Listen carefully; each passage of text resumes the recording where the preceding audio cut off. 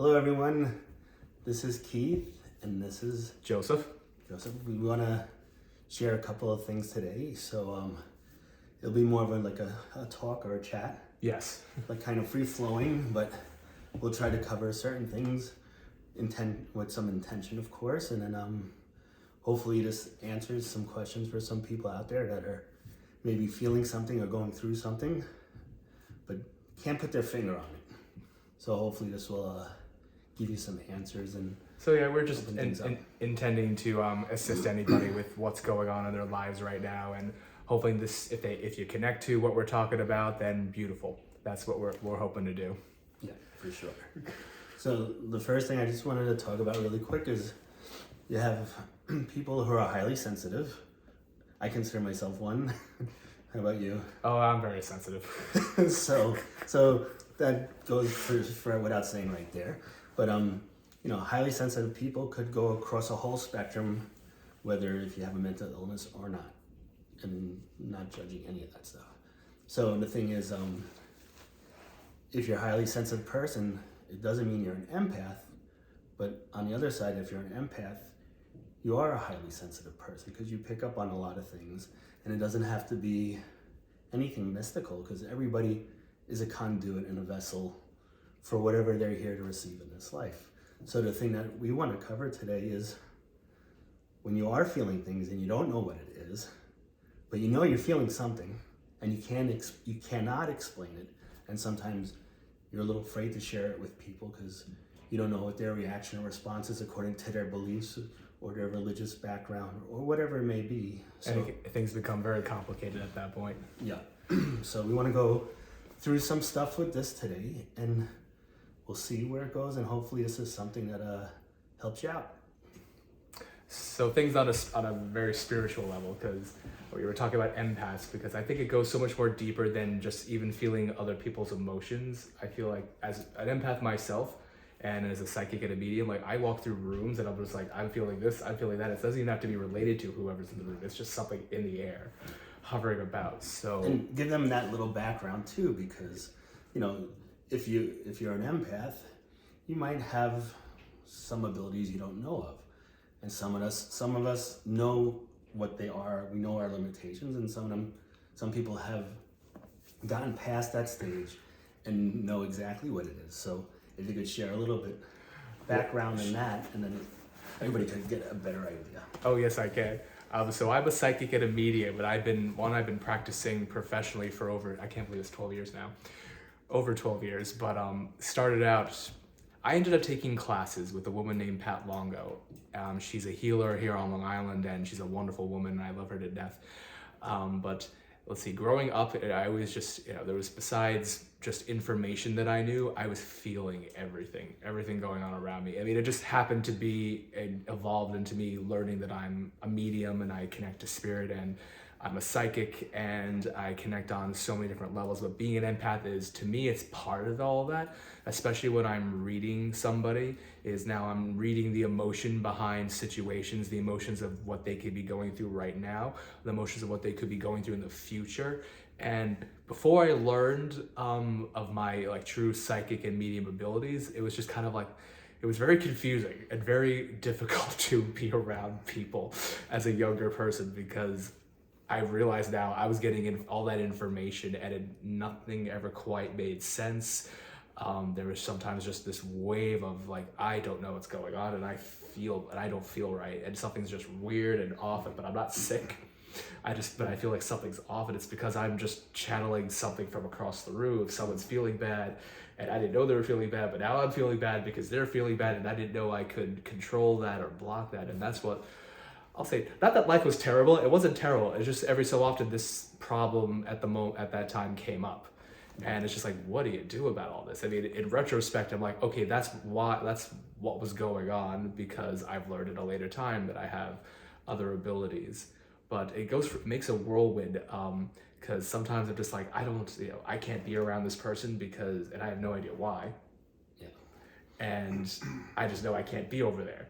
And it makes me feel so shallow, because I'm like, why don't I like you? Why can't I be around you? It's because I'm feeling everything that person's going through. And and you're naturally a very open, loving person, right? So I'm told.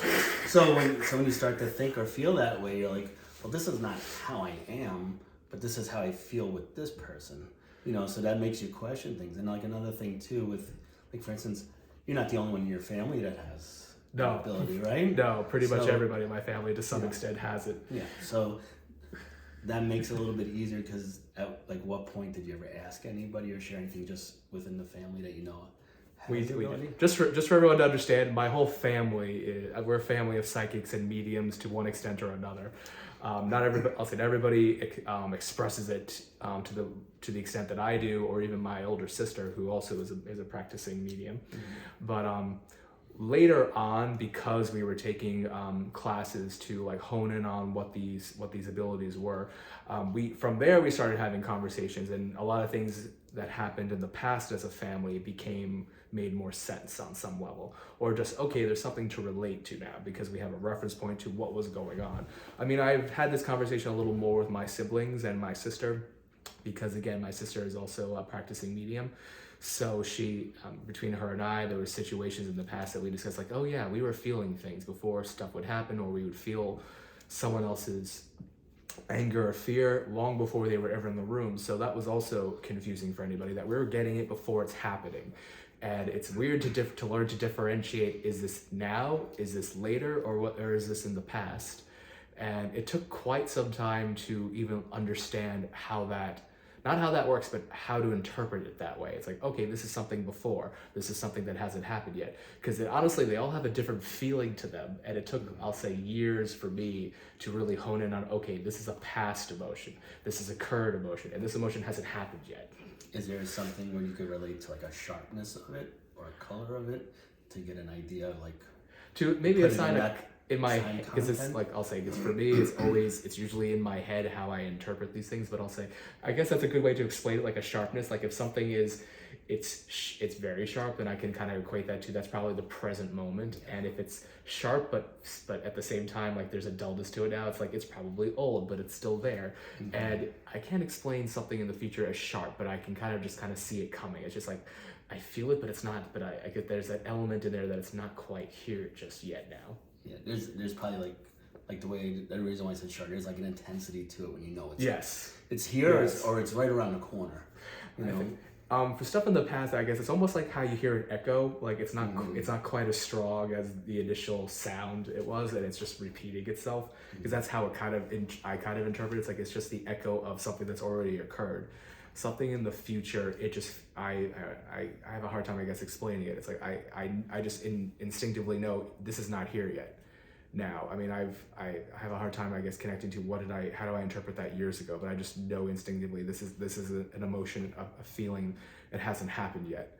But something in the moment is I'll say the easiest to pick up on, because it's just like, it's right here, it's right now, and I'm feeling it, and it's so strong. And sometimes I even confuse that, or I have confused that with my own emotions. Like, oh, I feel sad. Why do I feel sad? And I explore life. I'm like, I don't really feel sad. And that is also confusing, because I feel sad, but there's no reason for it. That's also trying to interpret, like, I'm picking up on someone else's sadness in the room. Sometimes not even the room. Sometimes, it's later in the day you encounter someone, and I'm feeling it, even though it's later in the day, but I'm feeling it early, which I don't quite equate to the past. To me, that's still the present, because I'm going to see a client, let's say, later in the day, and I'm feeling their stuff already before they get here. But for anybody who's experiencing that, just to understand, one, you're not alone in that craziness or that whirlwind of you're getting all this stuff. It's a lot of information to receive, and especially when the person's not in the room in front of you yet, or that where it's coming from is not, you're not dealing with that yet, or you dealt with it yesterday and it's still lingering. Yeah. Like one way I could kind of put it in the context of like, if anybody watched Smallville or like Superman, when he's starting to develop his powers, right? He could hear everything, and it's like he thinks he's going crazy because it's just so overwhelming, and then he learns to focus, right, his attention, and then he could just specifically listen where he needs to at the moment. So it's kind of like that too with feeling everything after a while. I think almost exactly. Which, by the way, I'm a fan of Smallville. So, and one thing I wanted to reach upon too, because some people who do come from religious families and stuff right away will say, oh, this is bad stuff. I have to like ignore it or shut it down. Don't like, you have a family, right? Yes, I have a family.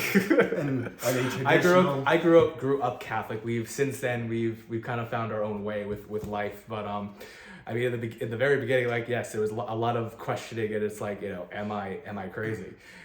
Is there an underlying issue? And because I mean, wasn't even thinking about, oh, am I doing something bad? It was more about, am I crazy? Well, that's the first most important thing, right? But like right away, some people go, oh, if I'm feeling this or thinking this, is this something that's coming from the other side, not from God, but from like evil? And that's not the case at all, because this is a special gift. Oh, no. That would only be given to you to help people, right? So how could that be a bad thing? It's not.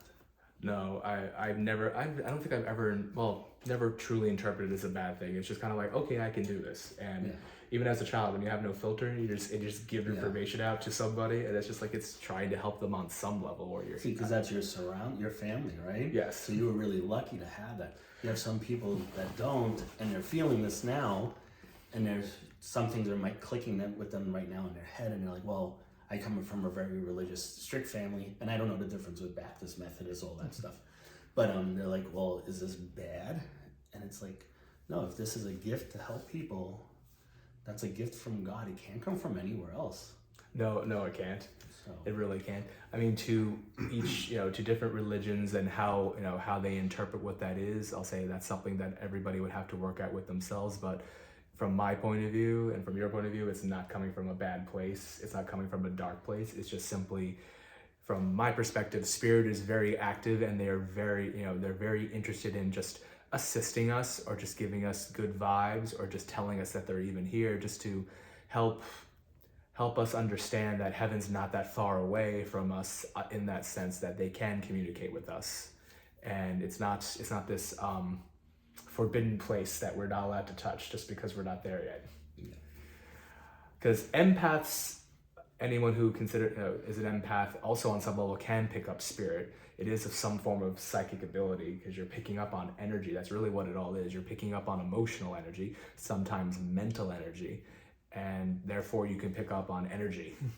And if you work on it, you can tune into other things that are not specifically mental energy or emotional energy. That's where I'll say the spiritual aspect, the medium aspect comes in, where you can pick up on there's spirit around us, because there's an emotion always connected to spirit. There's an emotion always connected to so many other things. In my experience, it's not just channeling family members who have passed on. Every living creature, alive in the world now, like that, they all have a spirit and an energy, and you can communicate with them on that level. And if you happen to be empathic, then you just have another language to speak, because it's all just another way of communicating with everything else. Which I always wonder, I think how animals also communicate with each other, because they don't use words like we do. They have their own way of doing it, and I feel like they must be doing it this way as well, because some things are it just doesn't My family has a lot of cats. So I grew up with cats, so not that we love all animals. I'll say we just specifically had cats growing up, and still do. But it's always there's these moments where I'm like, you know what I'm feeling, don't you? You come right here when I need you, or when something else is going on, it's they know too, and I'm like, I love that. I love that they're included in without saying it to them. Yeah. Oh, they definitely pick up a lot of energy for sure. So I grew up with a lot of cats too. And yeah, it's whatever you're feeling, it's there. Some people aren't connected to cats, but if you have a cat, you understand, because you've been there and they've been there for you too. So it's dogs pretty much the same thing. I'll say just in a slightly different way, because dogs tend to have a very different personality than most cats. But nothing to do with, I'll say, the type of animal. It's just saying animals in general pick right up on all this stuff. Yeah, more than people, for sure. Even if it's a grumpy animal, it still tends to pick up more than the grumpy person would, right? So yeah, for sure. And with all this stuff, there's a couple of ways that sometimes we pick up stuff and interpret it, right? Sometimes it's not even a voice in your head, but you pick up this energy, and you don't have to go to Google Translate. You just translate it instantaneously. And then there's other things with being a medium, which I'm not. you have symbolism for, right? Where somebody maybe they're not able to talk or they just point at things. Like, how does that work on that end with you? With the symbolisms, though, I learned to create that. So it's not that spirit automatically chose, oh, I'm going to use this to be a reference point. What I was taught in the classes I took, where it's good to create a library in my mind of symbolisms for when it's just that energy encounter and I'm not getting the audio so clearly, or I'm not getting it at all, or it's just it's a quick and easy symbolism. This is what this means to me, or that means to me, and spirit will give that because it's quick and easy. It accesses my head and my reference points and throws that at me so I can spit something out, I'll say, as quickly as possible. Because very often I've learned, when I only have 15 minutes to give somebody a message, and sometimes I have to give out a lot of stuff in 15 minutes. It helps with it. Okay, this means that. That's what that is, and this means that. So spirit will use those reference points. So the building of the library in my mind, it just really helps interpret energy, because spirit will use, like, here's the energy that represents, let's just say represents love to me. So they'll give me, when I receive that energy, it will access that memory in my mind of what love means to me, and I'll have that memory pop up, and there's my reference point, so I can explain it to somebody. But for those, like, yes, building a library, it helps to interpret the energy.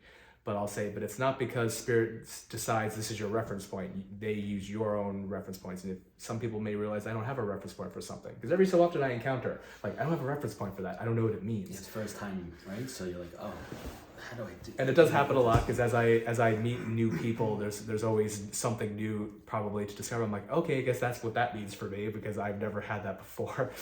And especially now, like, I'm a little more accessible to the outside world now that a lot of what I do is on Zoom or on Google Duo. So I'm reading a lot of people across the country, and I read somebody from Italy today, and it's just like, that's, which is amazing to me, by the way. But it's interpreting all that through, and it's all going on through my head, is how I establish that. I know with some empaths and some sensitive people, they don't do it that way. They might work it out in their heart, where they just feel the emotion rise up, and they got to get rid of it somehow. They got to expend it somehow. And that's where I'll say grounding comes in very, when you feel like you're being overwhelmed with a lot of stuff, and you need to let it out somehow. So, like, this gives me two things to think about. So we'll get back to, like, the grounding part and not letting certain things just affect you on such a level. Because if you're feeling all these things, you could be an emotional disaster, and nobody wants to be that, right? No. So we'll get into that for sure. But then the question a lot of people probably think of is like, well, did you feel this and all of a sudden everything was good, or did this take time? This took time. Right? It didn't take a week, right? No, it didn't take a week. Yeah, some things might have taken a week, but and some weeks were better than other weeks. But no, this took time. Right? This took time to develop. It took years to develop and work with, right? And, I mean, you already have a certain thing you already tuned into, but to create the language for it and to know how to deal with it and to channel it in a way where it's healthy for you and for others, that, like anything, it's not instantaneously. It takes time and practice, right? Yeah, it's time and practice, and a lot of trust in what you're receiving and what you interpret it as.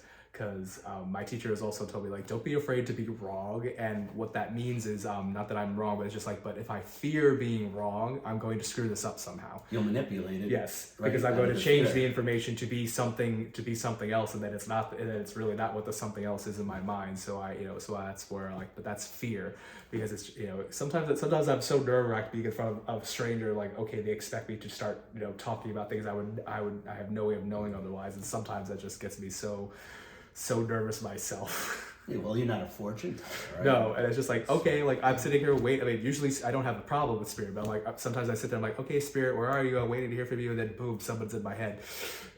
And now they're talking like, okay, now we can go.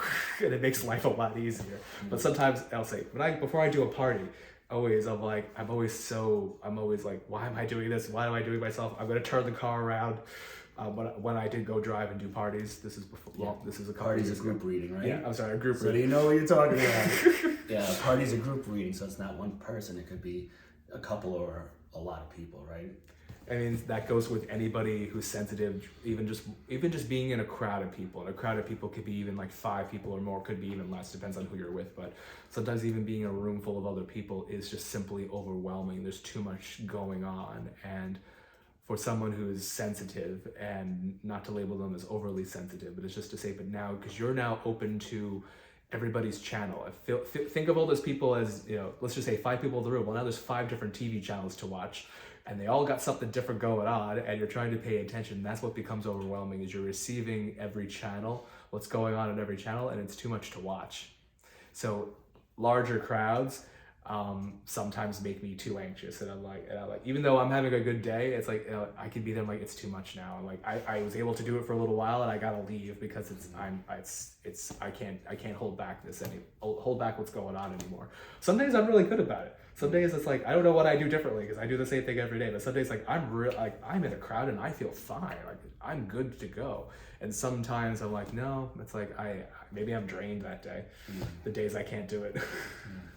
And like also, like, what are some practices that's people do to help them center themselves, where they don't just do it at home, they take it outside of home, which is one of the biggest ones, is meditation, right? Meditation, I do that a lot.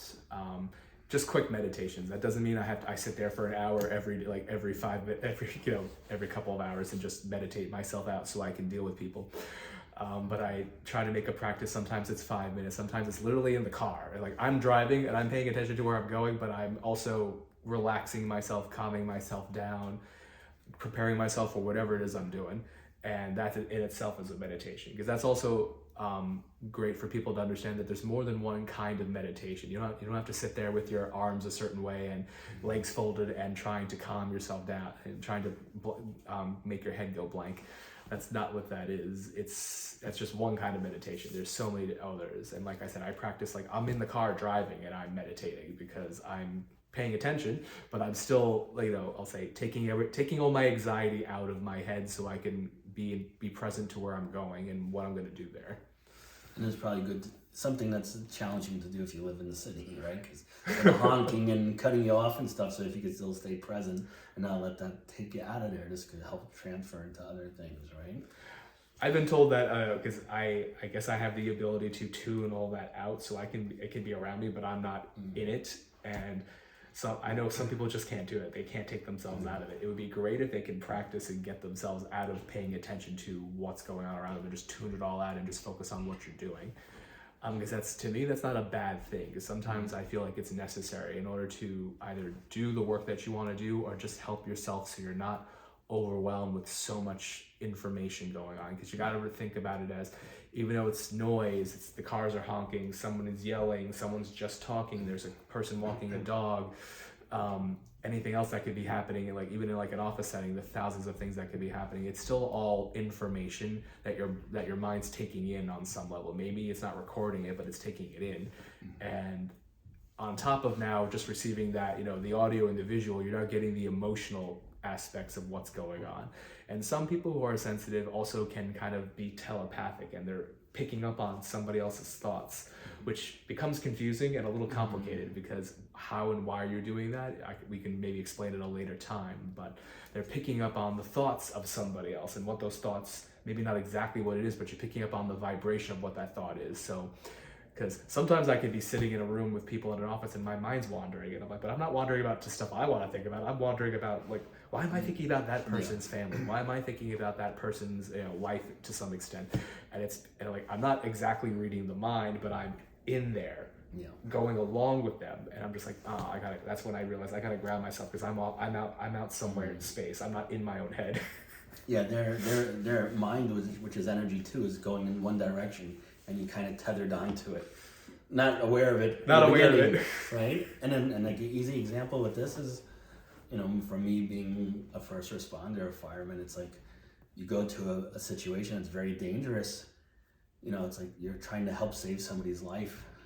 You can't get emotionally connected to everything that's around you, because you have people screaming, crying. You have somebody that's either on the verge of death or is, and you're trying to bring them back. So it's like you have to almost, like, same thing, block everything out and just put your attention where you need it to be to help you be of service to the person you're trying to attend. So if you right away pick up on everything that's going around, you're a mess, and that you're just part of the problem instead of the solution, and then with you, somebody's coming to you, for some type of clarity or healing, and this is important. So you can pretty much ground yourself to help serve them.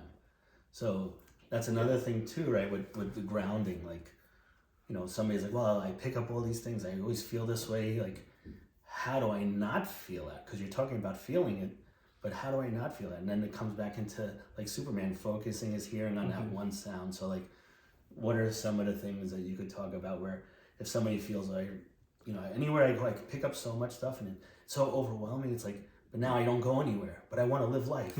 So what do I do? You know? So the first thing I want to explain about that though is one, recognizing that you want to disconnect from all that and be able to focus is, I think, maybe step one. But then step two is getting used to being disconnected from everything. Because a lot of clients I mentor have a hard time. They don't realize that they don't want to disconnect. They feel like either they're gonna miss something. It's hard to explain that, but either they're gonna miss out on some information, or they don't know what it's like to not feel all this stuff. So they have a very hard time just letting it go. So I think as a starting point is also just working on just simply, without having maybe the reason beyond I need to just calm my mind down or calm my feelings down, is I want to disconnect from all this and work on, can I even do it? Because everybody can disconnect from the dim of all that noise, let's say, but you have to, I'll say, work on that first, because then because once you do that, you can ground yourself, and then grounding will work. And because grounding, should work all the time, but if you're not letting it go of hearing everything, feeling everything, receiving everything, then I'll say grounding is not really going to help you, because you're not putting yourself in the place to be grounded. So, because it's a little hard to explain, but I've had people where like they just simply can't disconnect there, whether they're nervous about it or it's just simply because they can't trust the change, because it's different. Once you calm everything down and like Superman be able to focus, like then you don't hear it, you're not connected to everything else, and it feels weird. It does feel weird to not be involved in all this other things that you're so used to being involved with all the time. It's different. It's a very different emotion. It's a very different feeling, because it almost feels like maybe like loneliness, because you just simply cut everything off. And I try to tell people, well, that's just a start. We do that for a moment, then we come back in, but we pick and choose where we're connecting back into, where are we plugging our attention back into, because it's like a hard reset. But you have to let it all go is maybe the easiest way to now be in power of where are we focusing this now. Then I'll say, then we can focus on grounding, because I've learned from experience that just telling people, oh, just ground, but it's like, and they say the grounding doesn't work for me, and I had to investigate, well, why is grounding not working for everybody? And it's because they just simply can't emotionally, mentally let it go, that to not receive, not to feel all this stuff. Because they'll say, I'm sitting here and I'm trying to meditate, I'm trying to do this, and it's not working. They can't stop thinking about somebody. Something that they felt. They can't not sit there and not think about it. So it's about teaching themselves how to disconnect from the information that they've already received. And now the feeling of disconnect is a feeling. It really is a feeling. I love researching this for myself, because I come to realize so much is simply our experience and how we are energetically and emotionally and mentally connected to basically everything. And to cut those strings, it feels weird. Even if it's something bad for us, it feels weird to not have that involved anymore, because it's now this now you have a string there's now a loose string. And that's what I've come to understand, that's what people have the issue with. They have the issue with I don't want it to be silent, I don't want it to be calm. They're just simply because they're not used to it being that way, and it's the discomfort of that change. And some people also, right? Some people want to feel it so they could be of service, and some people just want to shut it out completely. And this is your choice, of course, right? Because not everybody wants to go that way. They just want to be like, well, I feel these things. It might be wonderful to you, but it's not to me, and I just don't want to deal with it anymore. So so this comes to barriers, you could say, and free will, right? Yes. Because just because you have the ability, you can choose to shut it all down and not do anything with it. That is completely up to you. You've had that experience, right? People I have. came to you, right? Because they wanted to shut it all down. They didn't want anything to do with this, and they just wanted to know, how do I make it all stop? And it's interesting to do it that way, because it's really teaching them, okay, let's cut every string in every direction. I've tried it that way, and I find that to be, I think, the most successful. Some people, they think they cut a string, but they really don't, and they need to work on it a little bit, because again, none of this is really an instantaneous thing. It's something that you have to work on over time, because eventually they they're no longer talking to you. They have to go deal with the real world again, and now they're back to, let's connect the strings or let's make a new one. And it's now navigating, well, what do you do when that happens? And they got to keep some of the tools I hope I've expressed to them. Got to keep those things in mind in order to not continue, not putting yourself back to where you were in the beginning. Yeah.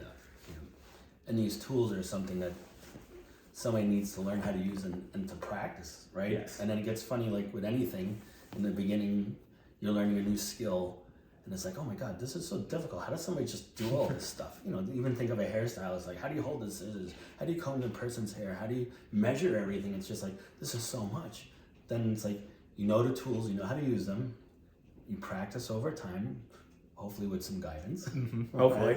Right? Because as kids, I know most boys will grab their hair and cut it. And parents will be like, what did you do to your hair? And that's when you get your crew cut, your first time your crew cut.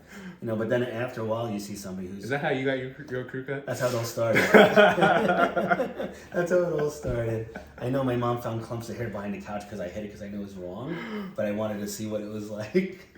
And it felt good as the scissors went through, and I thought I was doing something nice, but it wasn't to them, but I didn't get punished. I think they just laughed. But you were experimenting with something new. I'd rather do it to myself first. Right? But then over time, it's like you graduated school, you're getting your first job as an apprentice. Next thing you know, you're cutting hair for 30 years. You don't have to think about anything. Yes. It's like if somebody comes to you right away, it's like, oh, this fits their face. This hair color is good for them. This isn't good for them. So the same thing is you don't have to worry about always grounding yourself, right? Because this is in the beginning. You have to learn how to ground yourself and how to either tune things in or out or things of that nature. But then when you practice it enough and you've done it enough, it becomes an automatic thing that you just do naturally. But a lot of people that might be watching, this is their first time, so they're like, well, I can't do that. It's like, it sounds nice, but yes, it sounds very nice. I'm watching this because it's like I feel too much and I don't want to feel that way. And how long does this take and what do I practice? And it's having faith in it too from people who have been through it. And then working, and the thing is, as you work with it, you don't always have to think of, okay, ground, surround, shield. It's like you don't have to do that every day if you've been doing it for a while. You just automatically do that for yourself, right? So It becomes something that's second nature, that's not even thought of, but it's just automatically done for yourself, because this is all for you, What I want to express to everybody is I don't want you to become a neurotic mess about, oh yes, something's happening, I gotta sit here, I gotta ground myself right away, because that to me just adds more stress to the stress that's already occurring because you're receiving that information. So I don't like that. I don't like working that way. So it's just more like, all right, if you can just maybe if you feel overwhelmed, take yourself out of the room if you can, maybe go off and do something else, just maybe disconnect physically as best you can to get your mind, wrapped around, okay, I'm not in whatever's going on. Even if I'm not saying even something bad is happening in the room, just if you need to leave, just leave. And don't even worry about, okay, ground myself, do all this. Don't run that through your head, just to do what works for you in the beginning. Because I'll say you're figuring all this out. You're also figuring out, does meditation even going to work for you? Maybe it won't, and that's okay. Maybe you do just need to physically remove yourself from a situation, and that's all you need to do, because now you're not physically present, so now the energy doesn't come with you. Because it works differently for everybody. Some people are just tethered to so many things. Other people, they're not tethered, they can just feel it because they're there. Yeah. And this was a month ago, I had to go to a birthday party for my friend's child that turned 16, sweet 16. And a lot of people I don't know there, except for a handful of friends I grew up with, literally. But it's like, I knew I'm not gonna feel comfortable there. And it wasn't even me setting myself up for it. I just know what environments I don't, feel good in, because now I'm, getting closer to my 50s. It's like I have a little experience by now, So the thing that I did, so I could last long being at the event, every so many minutes I'd just go outside. And it wasn't like, okay, breathe, relax. It was just like, let me escape that energy for a little bit. I consider grounding a little and just like take a break and then go back for a little bit more, come out, take a break. And it worked fine, you know, because the thing is I wanted to be there for my friend, you know, for his family. So I did that because when he told me, it's like, oh no, I know what this is going to be like. And it has nothing to do with teenagers because especially like kids, they're still pretty innocent with their energy. So it's like I could be around kids, no problem, all day long, you know, but adults, things start to change. But I would take my break. You know, some people, you think at work, they take their cigarette break, they go outside, they decompress, they de-stress. You don't have to go outside. I would recommend to go outside and smoke, but you could do the same thing where you just get away from that energy for a little bit to relax. And another thing you could do is get in tune with what you're feeling, you know, because if it's a big room and a certain person makes you feel some way, then you go back in there, don't go to that person, you know, try to stay away from them so you don't have to be, you know, you could call this being triggered also, you know, but sometimes we have certain feelings and stuff, and we don't have a name for it, a word. But this is something that I used to do for my first firehouse that was very toxic. I would go home and feel what I felt there. And then eventually I was able to put everything into words that helped me work through it to deal with it better. And it didn't make it easier being around certain people. No, and it's also a situation where you can't really escape them. No, but the same as you're able to protect yourself because now you could tune them out to a certain point and not allow them to go past, I guess, that healthy boundary with your energy, which is super important. I feel also for a lot of sensitive empaths, just sensitive people, part of that sensitivity is that I'll say a lot of things become very personalized. Every interaction is you take in so deeply and reference it to who you are as a person, and that's also just something I've learned too. But it's not really you. Yeah. It's not really you. They're coming down on it, even though they're actually doing it. It's not about you in that instance. It's them. It's whoever's, I'll say, doing these negative things verbally, mentally, emotionally to you, and since you're sensitive, you're just interpreting as, oh, I may not be the best person because all this is happening and they're doing this. And so honestly, it's really more about them just lashing out at the world in some shape or form. And that's where like my guys have said, you got to develop a backbone. Yeah. Because it's not about you. It's really not about you. Even though they're pointing at you and saying like you're doing something wrong, and it's like, but my guys have always told us like it's not really you. You have to not let this bother you. You have to work on it's not about you in this instance. Yeah. And it's like that took a while. That took a long time to really get that, to really understand like, okay, it isn't about me. It's not because I'm doing something wrong. It's really because they just want someone to point the finger at. They want somebody to be responsible for whatever's going on or for however they feel. And that, you know, this goes for a work setting, a family setting, a friend setting, just going off to the store setting. You know, you don't know what's going on in other people's lives. Yeah. And anything and everything could be happening in their lives, and they just need somewhere to direct that anger, that sadness, that whatever. And sometimes, you know, anybody can be in the way. You don't have to be sensitive to be in the way of some of that energy stream. But the sensitive ones interpret it as, oh my God, I'm screwing up, or I'm not being a good person, or why am I making them mad? And just to relate to now, it's really not you. It's really not you doing anything. You just happen to be in the line of fire. Yeah. And it's also interpreting now when like, oh, I'm just in the line of fire. This is really not because I'm screwing up here. It's because they're just angry and I just happen to be in the room with them. And if you have a history of just taking it on, then everybody else on some level picks up on in the back of their minds, like, oh, so and so, you know, always shrinks when like when we talk loudly to them, so they'll just keep doing it. Yeah. Because it's kind of like an empowering move, and they feel good about it. So then that's like when your bosses sometimes like come down on you because like that when you shrink and they just get louder. It's again it's a good feeling on their part because they feel more empowered maybe, and you just feel worse because you're just shrinking in your chair. But I've actually gotten people angry because I've learned I've learned not to shrink. Yeah, and it's like, no, don't shrink. It's like, just sit there, like listen to it. I'm not taking it, but I'm listening to it. And I can see, you know, I can interpret like the switch in the other person's mind, like something's off because I'm not giving them what they're expecting. Yeah, they're not getting the reaction out of you that they're trying to get. And it's honestly, it's very empowering because I'm not changing anything about my energy in this interaction. And I feel very empowered with that because in that sense I am grounded because I'm not shifting into something else. That's another aspect of grounding that I also have learned, that just I don't have to ground where I have to make myself feel more down to earth, more centered than I was before. Sometimes I'm just like, just stay where I am. That's grounding, because I'm not going anywhere else with my feelings, emotions, or energy.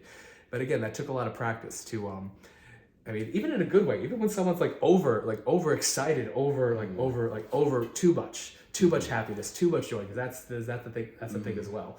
Someone comes over and they're just over about too much about everything, and it's wonderful and it's grand. I'm like, but still, I've learned to stay in my spot and not go there with it. Like, I want to be happy too, but maybe even that's just overwhelmingly too much of a good thing. Yeah, trying to create that balance, and also I learned this the most, I think, from Buddhism, is not taking everything personally, which you tend to do when you're a highly sensitive person, especially an empath, because you're like, well, you could say, well, I'm a good person. I don't create any type of harm or, any malice towards somebody. Why are they treating me like this? What did I do wrong? And it's not always the case. So when you learn to not take not to take things personally, it kind of helps you really let go of a lot of things, because that person could be angry and you just happen to be the person that they want to express their anger to that day, but then also along with that comes you being assertive and creating healthy boundaries to either not let it bother you or to say something back to that person where it's like, well, I don't appreciate that. And you put a boundary in a way where it helps protect you also by verbally saying something, because now this person might realize, oh, you're not somebody I could just come beat up on anytime. It's like, I gotta go elsewhere. And this is like a big thing that I learned from the fire department the most, because same thing, if one person's a little bit abusive, other people will be watching, and then this is where the social bullying comes along, where somebody goes, oh, he's an easy target. I'm gonna take my shit out on him too. And next thing you know, this ends up happening, and you're like, well, why is it happening to me? They can't, maybe you could read their energy in their mind, but they can't read yours. And some people just don't care. So it's like, you have to care enough and love yourself enough to say something. And then the person has a few choices. They could either say, I don't give a shit, I'm gonna do this anyway. Or they could say, well, I don't like that answer, I'm moving on. Or they could say, oh, I didn't realize I was doing that to you, I'm sorry. So by you expressing yourself, you're allowing them to have that chance to either reciprocate or change it, but at least you're not thinking, well, the problem is, that's not mind reading, but you could pick up so much energy and feelings where it's like kind of is. So you think everybody else could do that. Yeah. That was probably the biggest problem. You think everybody else could do what you're doing, and it's just like, and if you're sitting there and you don't feel right, and the person keeps saying that stuff, it's like, aren't you picking up how I'm feeling? Just my body language? Aren't you going to stop? And it's like, no, this was like the hardest part, is like not taking things personally, realizing that other people are not as receptive as you on many levels, and then not only staying grounded and not being jarred all the time when somebody talks to you, but being able to be assertive and speak up for yourself and create those boundaries. Because, for instance, if you're a punching bag in a gym, everybody's gonna come up and punch the bag. So you don't want to create that. And that's not a conversation that happens in no one speaks behind closed doors saying, "Oh, this person's a punching bag. We're just gonna keep going." I don't even think they realize, it's like that when everyone starts doing the same thing, it's because it's a pattern of learning that they just learn by observation. That's not a conversation that happens where it's like, oh, we're all just gonna gang up on this one person today. It just becomes learned behavior because they see it happening over there, so they become a part of it because it's happening in front of them. And this is something you could unfortunately keep recreating. Like, I know somebody who's from the Ukraine. She left New York and went to California because it's like, the people here treat me like this and that, and it's like, okay. And then she'd always complain to me about the same things, and now she's somewhere else and she's complaining about the same things. These are totally different people in a different part of the United States. Because she probably has that program running with her, and she's not really she's finding those same people that are toxic, and then it becomes to the point almost you're playing the victim. But it's like, I know you're from Ukraine. You speak perfect English. You have a little accent, but it's cute and it's understandable. So why do you keep finding people that speak your native tongue because you're insecure about your English? I go, your English is fine. And I go, you're putting yourself around people that you don't want to be around. Like if you see any of these shows with the housewives where millionaires and this and that, and how to have a certain attitude because everything's about impressing people with material things. I go, you're not like that, but you're always around those people. And it triggers you the same way, and it becomes a cycle. So it doesn't matter where you go, there you are. And if you keep creating that same environment, it's like, is it shame on them or shame on me? So these are things to look at too. I remember somebody was asking Swami Satchidananda, he's somebody who started integral yoga. And they go, oh, Guru Dev, that's like a loving way to say like teacher. I do my meditation, I do all this, I do my spiritual practice, but whenever I go to this place, these people treat me like this. I get agitated. It's like, I feel this energy. He's like, well, your practice is fine. He goes, sometimes you have to change the environment because you can't change people. That's not your job. And the thing is, when you start to realize that not take things personally, you start to realize you can't change people. No, you can't change people. What you can change and what you're in control of is your responses to people. And changing that, like how I guess in the firehouse, like you change your narrative about how you receive whatever they're doing. Yeah, like a good example is, it went on for so long, I couldn't change it, so I had to change my environment. So I went to a different firehouse. But then somebody who had the same name as me, Keith, he said something to me one day, and I stood up for myself around everybody else who was there. He shut his mouth, he didn't do it again, and nobody started to bother me anymore because I showed them that I deserve respect and I'm gonna stand up for myself. So right away, that was like an epiphany for me because I was like, wow, I could have almost created the same environment somewhere else, but I didn't. And it wasn't easy for me to do because I'm not that type of person. I don't want to be. I don't want to be where I'm like confrontational or anything, but I had to do it. And once I did it, everything was great because I didn't repeat the same pattern and start the same nonsense somewhere else. Even though I wasn't doing something wrong, everybody's watching. So everybody's watching, and you change the narrative of what was going on. I mean, yeah, sometimes situations are just like there's nothing you can do to change it anymore because people are just so I'm going to call it the program. They're just so in the program, and they're just so you can't do it. They're not going to listen to you. They're not going to help it. They don't want to shift out of whatever it is going on. Sometimes it is a good situation just to put yourself in a better spot for you because yeah, it's a lot of work. I'll say constantly being on defense. Yeah. Constantly ready for battle every time you get up and face a day.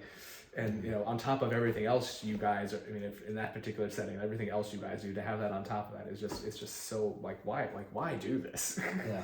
And also you have veterans that come back from war, or you see movies where a person they used to call shell shock, now they call it, PTSD, where, you're in war for a few weeks, months, years, and it's like you leave that environment, but you're still on high alert all the time, and nobody can last long like that. So the same thing when you're highly sensitive and you're empathic, you are gonna be, but you can learn to tune in and tune out of things, in a way where it benefits you, because you can't leave your body. Well, you shouldn't want to.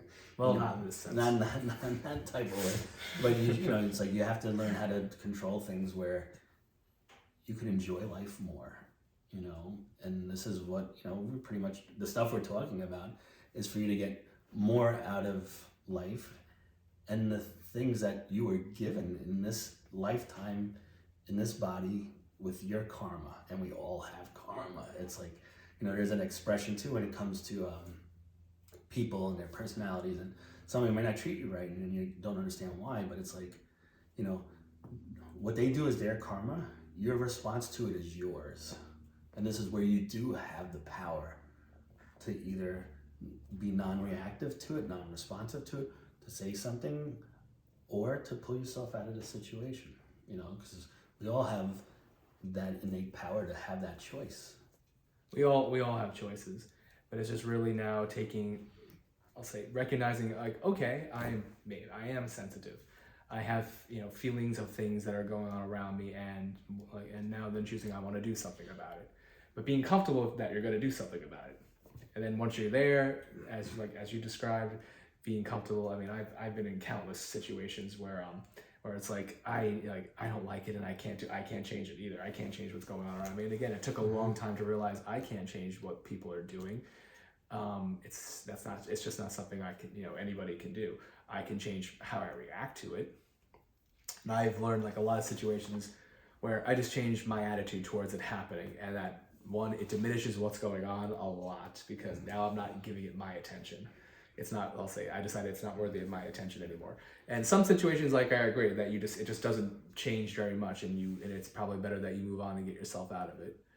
Because I've also had work situations where I'm like, I need to get myself out. It's everything around me is too toxic, and it's not changing. It's like my attitude can change, but it's not changing what's going on around me.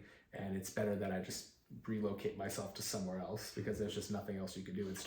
I'll say it's kind of it is starting over on some level, but then I've learned to handle the new thing much, much better, because I'm like, nope, I'm not a punching bag either. Yeah. And like, this reminds me also with, a highly sensitive person compared to an empath. A highly sensitive person, once they remove themselves from the situation or the person or the area, you want to say, like work area, whatever, they're fine. Once they go outside, it's like they're fine. An empath carries it with them for either hours or the rest of the day, or for weeks. So this is something you really have to notice, because just because you're out of the situation doesn't mean that you didn't carry that energy with you. And you have to know how to work with it so it doesn't beat you up, and waste a lot of your time emotionally, mentally, and eventually physically too. Because what you're describing with your friend who went to California and now went somewhere else, she's just taking all the energy with her and just plopping herself somewhere physically different. But I don't want to say it's following her. It's more because she's continuing the same issue over and over again. And for anybody who's realizing, well, there's a pattern here. It's the same. I'm going over here. It's the same thing. I'm going over the same thing. And long story short, it is you now doing it. To recognize it's you, but we're trying to explain to you. But this is how you can change that. Is change your narrative. Change. Everybody, most people, at least the sensitive, empathic people, want to be the nice one. They want to be the one, that everybody likes, and that's wonderful. But they also but they tend not to recognize that there is moments where they have to stand up for themselves, and it doesn't mean that they're not a nice person. It means in this instance, they need to stand up for themselves. They need to have their backbone. They need to express some anger sometimes, some they're dissatisfied with something.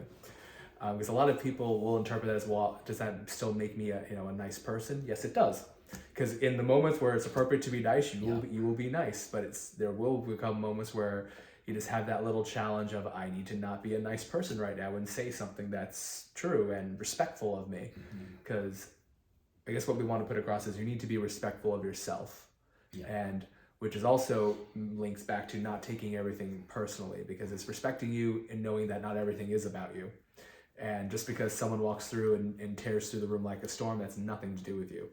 You didn't do something wrong, even if you did do something wrong. Because sometimes I encounter, like, I misplaced something for somebody, and then they're so pissed at this. And I'll tell myself now, you can't possibly be this aggravated about me not doing that little thing. There was a build up to this that you're just releasing because I was you're the initiant. And I've also realized that's how I've learned not to take things personally. Because when someone does blow up at me, it's probably because this was a build-up leading to this moment that they're just releasing it in front of me.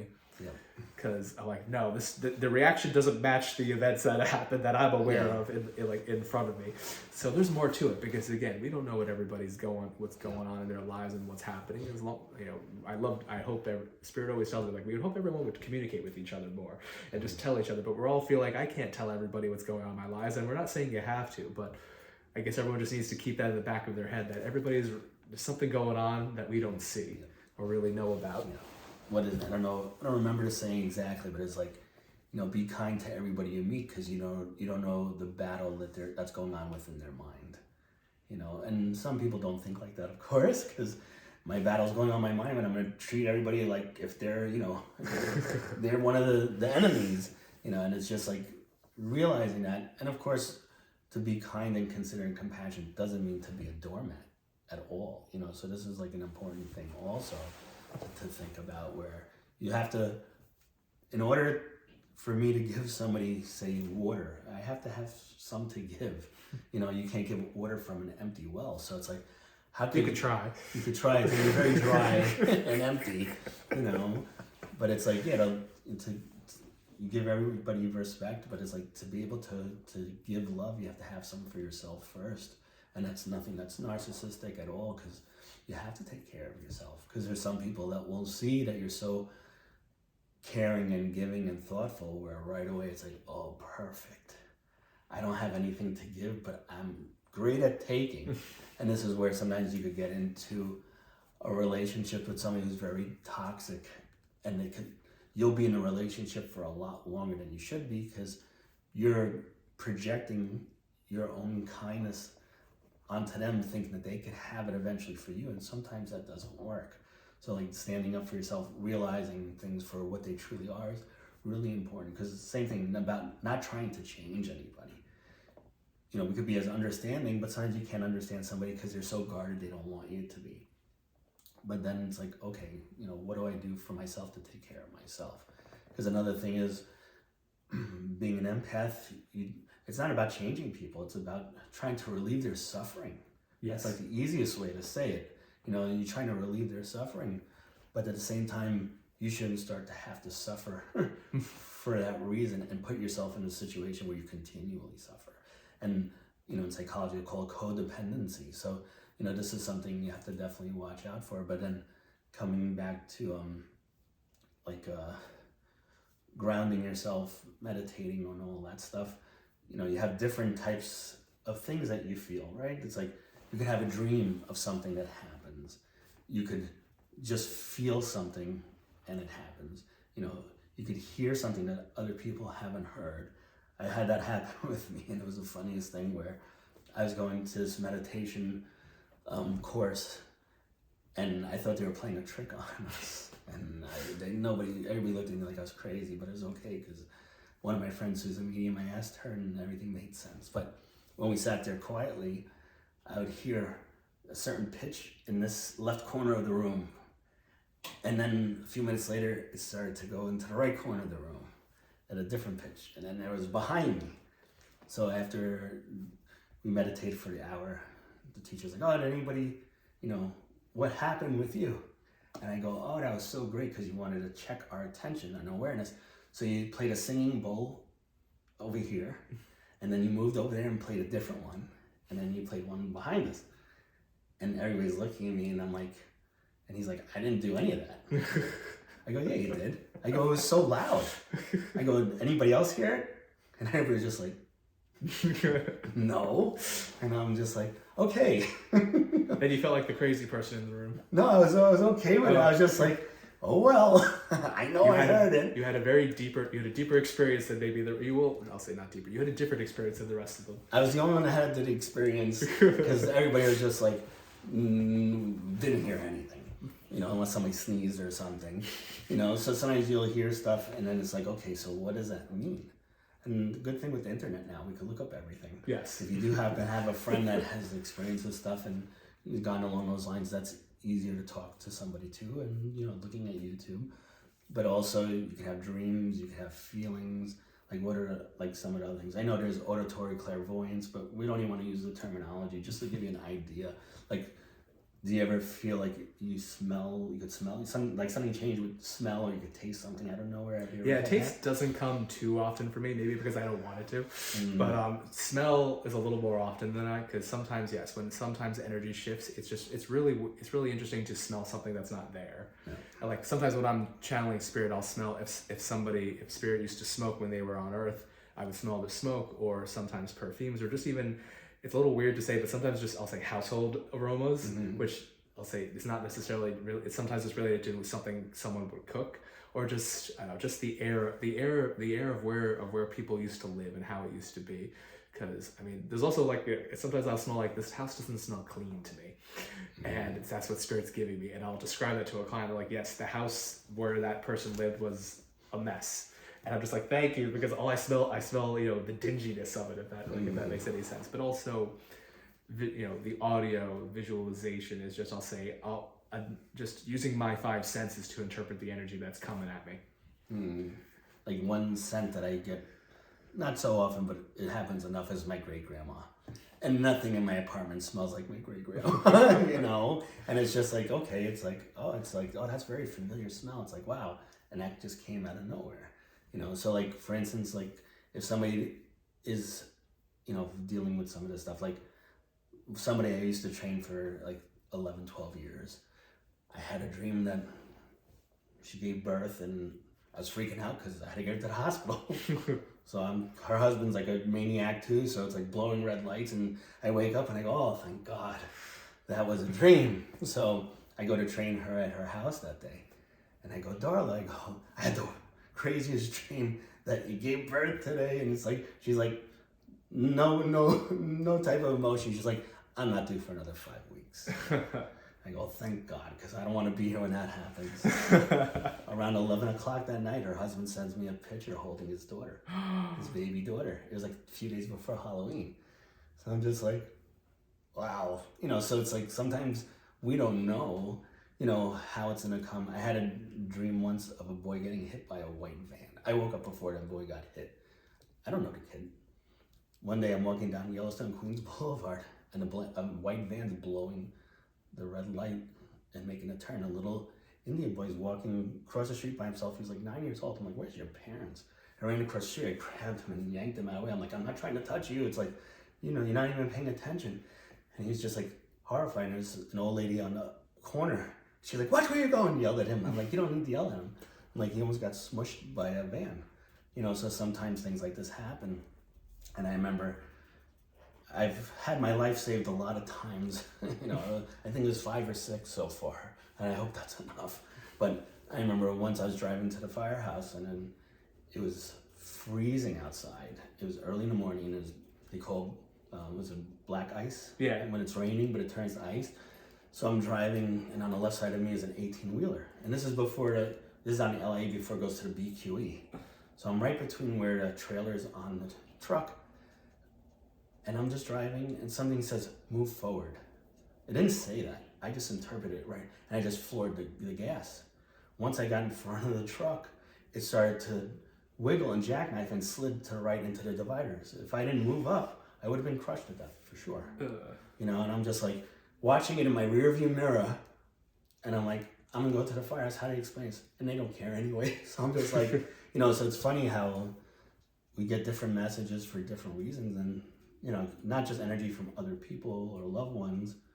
We could get it from our guides, right? Yes. And we all have one at least one. This body, right? We all have at least one. Sometimes there's more. Depends on what's going on with you. Mm-hmm. There's one that's with you the whole time. There's other ones that visit to give you a little nudge for different things, right? Yes, for different reasons, depending on what you're evolving into. You always have what I call the primary one, because you're assigned to what spirit has told me. You're assigned them at birth. So they're with you from the moment you're born to the moment you're not, like the moment you leave. Mm-hmm. So you have at least one, and they're in charge of everything with you. And sometimes you get more. Sometimes you get second, because family can also be the primary one, but they have to be on the other side before you're born, in that sense. But I wanted to say about for even some empaths or sensitive people who might be getting those dreams or those feelings, and just do this, and it's like that's also a psychic ability. You're interpreting the energy, and but if you're getting the not the audio, but you're feeling like, oh my God, I gotta move the car in this certain way. You're interpreting, which is the message, because there's maybe the easiest way to get it to you is sending it to you emotionally, and you interpret it. You interpret it in a good way, to clearly to what you needed to do right then. But that's also confusing, because a lot of people who are sensitive will get inklings like that and not understand what it is and what they're doing and what's going on. And so that's why I want to explain, because that's my life. If I don't tune it all out, I'm getting stuff all over the place. It's like, this person's doing this person there, this person on the road is gonna have, is gonna go meet someone and do something. Some of it's useless information. It's like, why do I need to know what the person passing me in the car, where they're going and what they're doing? But it's in my head now. And I've learned over the years how to know it's there, but not read it, because again, then my head is filled with seemingly useless stuff, unless, so I tell my guys, unless there's something that's, going to happen, that if I share it with somebody, it can change it to be the better, then I don't need to know so much information, because it's distracting. it'll say distracting on like, times 1,000. It's just so like I don't need to be involved in everything and everywhere, because I do have some friends and some people who know I'm a medium and ask me, it's like, this just happened to me, did you know about it? And I'll say probably not, and they're like, why don't you know about it? It's like, because I can't be tuned in to everybody and everything all the time, because that's where I feel like I would have to go to the mental hospital, because I wouldn't be involved in my everyday life stuff. Yeah. I mean, if I'm going to sit there, and I intentionally tune into friends and some family issues, I will. But I've learned I can't be involved in all that stuff, because that's just crazy.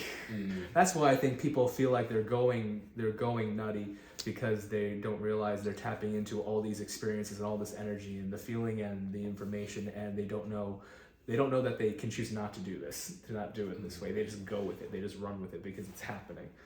And it took a little while to really get it across my head that, oh yeah, I don't have to do this. I don't have to go and receive and listen to every piece of information I get, because although it becomes so overwhelming, and that's where I feel like that's when people probably want to go to the hospital, because it's exhausting, and your mind's not present at all in what's happening in front of you. You're gone because you're involved in everything else. And also it's like, you're not trying to be, the savior of the world either. It's like, no, you can't be, because then you're stealing their life's lessons to be learned through their karma. So just like having a child, it's like, okay, if they do that, they might fall and scrape their knee, but they're not gonna die from it. So it's like, go ahead, run around. When you slip and fall, and I told you shouldn't run, and your knee hurts from banging your knee, now you'll say, okay, daddy knows what he's talking about. But everything's more appreciated through experience, right? So another thing too is giving that person the freedom to work with what they need to. That's going to help them move in the right direction, but not trying to be a control freak or anything like that. Because some people, could think, well, if I feel this and that, I have to go around running around, telling everybody what they need and need not do, and that's not your job either. Oh, I learned that too. Because when I was a lot younger, I was trying to do like that Superman thing where you're like, everything you're just trying to just jump out there and save somebody, which it felt good for a while, but I just learned to realize like I can't be everywhere at once, and I can't stop everything at once, and it's a lot of stress on me trying to prevent someone, like trying to walk up to a stranger and say, don't do this today. How do you explain that? How do you explain that? Like, how do I know something that's gonna happen? Once, I guess a quick story. Because where I grew up, like it's the main road in the town, so down the road is stores and shops and things. So one day, like this spirit just came into my head, and they just kept giving this sense of urgency, which is like my implication that I got to do this. Whatever they need me to do, I got to do this, because the urgency is there. And I had to go, and they wanted me to go speak to. It was this guy's in spirit. He was in spirit, but his niece. I'll say something not so great was going to occur. But he wanted to know about it, and I'm like, and first of all, that made me incredibly filled with so much anxiety, because how am I going to go walk up down the street to a stranger, explain why am I talking to her uncle, and then have to give her this message of sort of gloom and doom, but I mustered up the courage, because I did go. I walked all the way down. I introduced myself. I explained. She was receptive. Fortunately, on my part, she was receptive. So like, I was grateful about that, but because I got the guy's name, and which doesn't always happen, but I got his name. I was able to give some details, and I described to her something that was going to happen. So I gave it to her. I don't know. I don't remember. I don't think I've ever saw her again. Not in a bad way. It's because I think I never went back to visit and say how did that go, because I also felt like that was in poor taste. But it's like. But it's one of those instances where I'm like, I can't do this for everybody all day long, because that's a lot of stress on me, and I'm trying to live a life as well. But it was now learning to filter out with spirit. I don't need to receive this information. I don't need to receive that information. And I'll say, unless there's somebody, immediately around me, because again, I can't, I'm like, how many people can have the same name out there? Like, to go find them, it's like, how do you do that? When I have a piece of information for something across the country, like, I have no idea where it is, because there was a time where Pat was like having us do a remote reading, where she would just give us a picture, and we had to describe what was going on, what was happening in this location without the picture giving it away. And I was doing it, but it made me feel like, say like, well, if I get this again in the future, it's like how do I get this message out? If I have a message for somebody in this, who maybe not in the picture, but they're connected to it. It's like, how, to figure out sometimes it's just too much stress to get more information and have to share that with somebody. And then, like, coming back to this one part is like, okay, so now everybody's been watching up to this point. Thank you very much. Like, now they're like, okay, you've given me some ideas and some relief, because now I know I have an idea of what's going on, but like, what's the next step? It's like, what do I do? Do I go, like, where do I go? And this is one thing that's important to know, because there are a lot of people out there that are doing good work, and there are a lot of scammers too. So, if you're trying to help yourself, whether it's to just be more stable, not to be so overwhelmed, or realizing you do have a gift and you want to be able to use it for the greater good of mankind, it's like, like, where do I go from here? It's like, okay, I watched the video, I have a lot of insight now, but it's like, now it's like, where do I go once you guys are done? Do I read a certain book? Do I watch a certain person on YouTube? It's like, I don't know where to even begin now. You can, like, if reading a book works for you, then read a book. If you want to watch more videos, then do it. And if you want to listen, sometimes I listen to podcasts, so that I'll say I'm not particularly related to this, but I love absorbing information, so I'll do that as well. But wherever direction you feel you need to go in with this, I mean, I'm sure if people want to reach out to you and ask questions, they certainly can. And if anyone wants to reach out to me and ask me questions, they certainly can. Well, how could they reach out to you? Because I know once I put this up, I'll put whatever links you give me to do. And this is something I never ask on my videos, is like, if you did like this, please leave a comment and click on the like button, because this will help the algorithm go further. But, if anything, go to the bottom where you could scroll down, because I'll put your information. So yeah, people he'll get you have a website. You have a website, right? I have a website, and I have an email address. I'm on Instagram, I'm on Facebook, I'm on TikTok.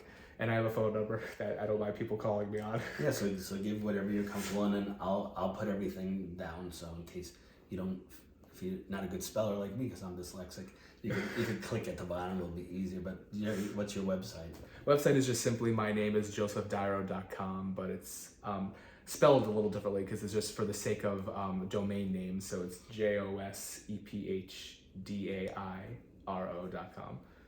And then on Facebook, what do you go by? It's just Joseph Dairo Psychic Medium. It's Joseph Psychic Medium on Instagram. I think TikTok. I think it's the same thing on TikTok. Oh boy, so much to remember. Okay. But I'll say you can contact me through my website or Facebook or email, and it'll be in the information at the bottom of this. Mm-hmm.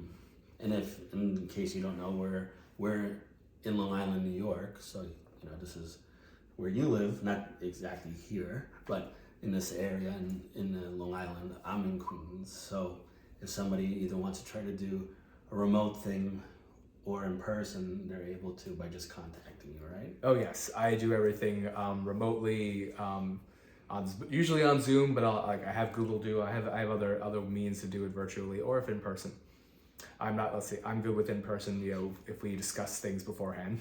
And what else do you do besides your mediumship? I do a lot of different things. You do tarot. I mean, I do tarot, but I really enjoy doing my Reiki healings, and I also am a feng shui consultant to kind of just marry, because my background besides all the medium stuff is I'm in architecture, so I love the feng shui to marry the spiritual aspect with the scientific aspect of everything. So if anyone's interested in a consultation, you can contact me, but I'm also available for readings and group readings and meditation circles, and I do coaching. I do private coaching right now, but I keep being told I need to do group coaching. So I'm not sure what to do and how that's going to be, but it might be coming. Well, I can help you with that. All right, so thank you everybody for tuning in. Thank you. So my name is Keith Villanueva. I have the book A Warrior in the World, Spiritual Samurai. It's on Amazon, and this is Joseph. Joseph Dairo. And thank you guys for tuning in. Hopefully this was helpful to you and gave you some food for thought and gave you some direction of where to go from here. All right? All right. Thank you very much.